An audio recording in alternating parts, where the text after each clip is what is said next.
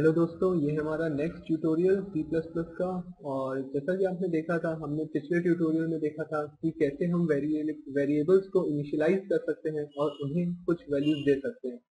अब इस ट्यूटोरियल में हम देखेंगे कि हम ये जो वेरिएबल्स हैं जैसे कि A और B, हम इनकी वैल्यूज कैसे बदल सकते हैं और इनके साथ मैनिपुलेशंस कैसे कर सकते हैं। तो हम इस प्रोग्राम में अब थोड़े से मैनिपुलेशंस करेंगे, जैसे कि ये सी आउट हेलो मॉम को फिलहाल मैं हटा देता हूँ। हटा क्या, मैं इसको डेड कर देता हूँ, जैसे कि मैंने आपको अपने फर्स्ट ट्यूटोरियल में बताया था। अब मान लीजिए मैंने यहाँ पे लिखा है int a, इसका मतलब है एक a नाम का कंटेनर खोलो 4 बाइट मेमोरी का और उसमें 12 वैल्यू स्टोर करो। उसके बाद सी आउट a करो। इसके पहले मैं एक यहाँ पे /n लगा देता हूँ ताकि, और ऐसे क्लोज, ताकि ये नई लाइन पे अब यहाँ पे a प्रिंट होगा। अब मैं आपको एक चीज करके दिखाता हूँ। मैं फिर से लिखता हूँ a = a + 1। अब इसमें क्या होगा, इस स्टेटमेंट का ये मतलब है कि जो वैल्यू है a, जो फिलहाल थी 12, उसमें एक ऐड करो, मतलब a की वैल्यू हो जाएगी अब 13 और वापस इसको a में स्टोर कर दो। अगर मैं इसको फिर से दोबारा से सी आउट करवाता हूँ तो आप देखेंगे कि a की वैल्यू 13 प्रिंट होगी। मैं इसको जल्दी से एग्जीक्यूट करता हूँ। Come on, execute.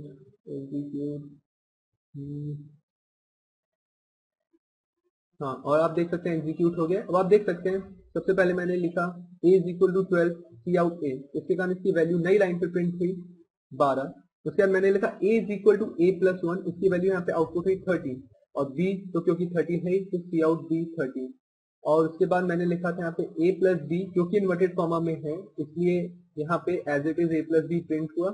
थोड़ा आउटपुट अच्छे फॉर्मेट में आता है और उसका आंसर था 0, because a - b obviously 13 - 13 sorry is 0। तो हम इसको अभी बंद करते हैं। अब आप इसके अलावा बहुत सी चीजें कर सकते हैं। यहाँ पे a - 1 भी कर सकते हैं, इंटू a भी कर सकते हैं, सॉरी इंटू a। इसको भी अपन एग्जीक्यूट करके देखते हैं।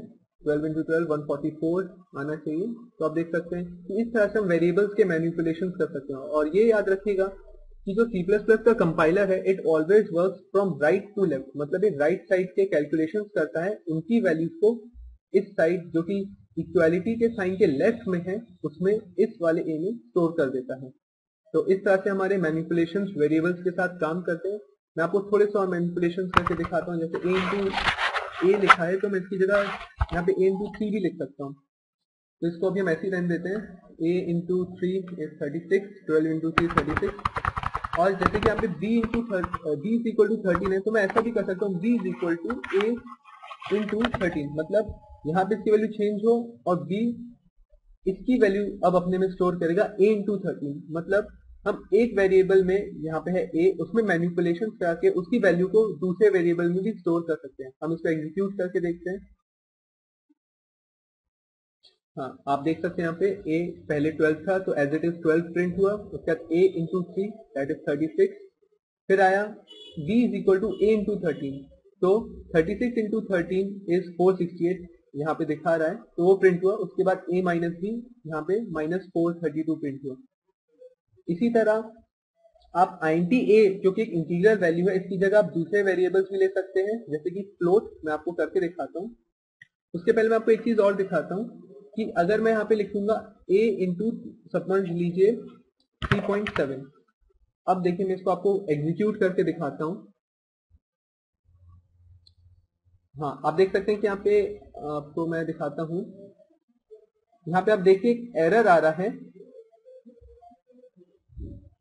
इन फंक्शन int main, और यहाँ पे can not convert to int from double. अब ये एरर क्यों है इसका मैं आपको रीजन बताता हूँ। वापस सही। अब आप देख सकते हैं कि ये क्यों आया। मैंने a जो था वो इंटीग्रल टाइप का एक वेरिएबल लिया था, मतलब जो a था वो डेटा टाइप उसका इंटीजर था, तो वो सिर्फ इंटीग्रल वैल्यूज अपने में स्टोर कर सकता था। क्योंकि यहाँ पे मैंने a में डेसिमल वैल्यू मल्टीप्लाई की, तो जो a का नया आंसर था 12 × 3.7, जो कि कुछ होता है, हम उसको कैलकुलेशन जल्दी से कैलकुलेट करके देखते हैं। हाँ, तो 12 × 3.7 होता है। आप देख सकते हैं 12 × 3.7 इज 44.4।